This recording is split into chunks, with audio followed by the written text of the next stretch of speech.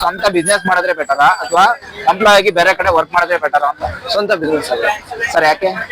Sir. ನಮ್ಮ divorce ಹೇಳ್ದಂಗೆ ಹೆಂಗಂದ್ರೆ ನಾವು ಸ್ವಂತ ಬಿಸ್ನೆಸ್ ಮಾಡಿದ್ರೆ ಇವಾಗ ಪ್ರಾಫಿಟ್ ಆಗ್ಲಿ ಲಾಸ್ ಆಗ್ಲಿ ನಾವು ಬೆಳಿಗ್ಗೆ 9 ಗಂಟೆಗೆ ಕೆಲಸ ಮಾಡಿದ್ರೆ ಯಾರು ಕೇಳಕ್ ಆಗಲ್ಲ, 12 ಗಂಟೆಗೆ ಕೆಲಸ ಮಾಡಿದ್ರೆ ಯಾರು ಕೇಳಕ್ ಆಗಲ್ಲ. ಯಾಕಂದ್ರೆ ನಮ್ಮ ಪ್ರಾಫಿಟ್ ಲಾಸ್ ನಾವು ನೋಡ್ಕೊಂತೀವಿ.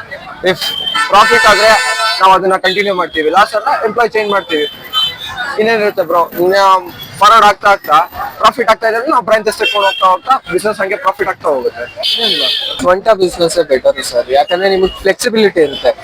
ಲೈಕ್ ನೀವು ಅಟ್ ದಿ ಎಂಡ್ ಯಾರ ಕೈಯಲ್ಲೂ ವರ್ಕ್ ಮಾಡ್ತಿಲ್ಲ, ನಿಮ್ಗೆ ಏನೇ ಮಾಡೋದಿದ್ರು ನಿಮ್ಗೆ ಫ್ಲೆಕ್ಸಿಬಿಲಿಟಿ ಇರುತ್ತೆ. ಲೈಕ್ ನಾನು ಇನಿಷಿಯೇಟಿವ್ ತಗೋಬಹುದು, ನನ್ ಬಿಸ್ನೆಸ್ ಗ್ರೋ ಮಾಡ್ಬೋದು. ಒಬ್ಬರ ಕೈಯಲ್ಲಿ ಇದು ವರ್ಕ್ ಮಾಡಿದ್ರೆ ಅದ್ ಹೆಂಗಂದ್ರೆ ನಿಮ್ಗೆ ಅಷ್ಟೇ ಮೈಂಡ್ ಸೆಟ್, ಬೇರೆ ಲೋಕ ಕಾಣಿಸಲ್ಲ.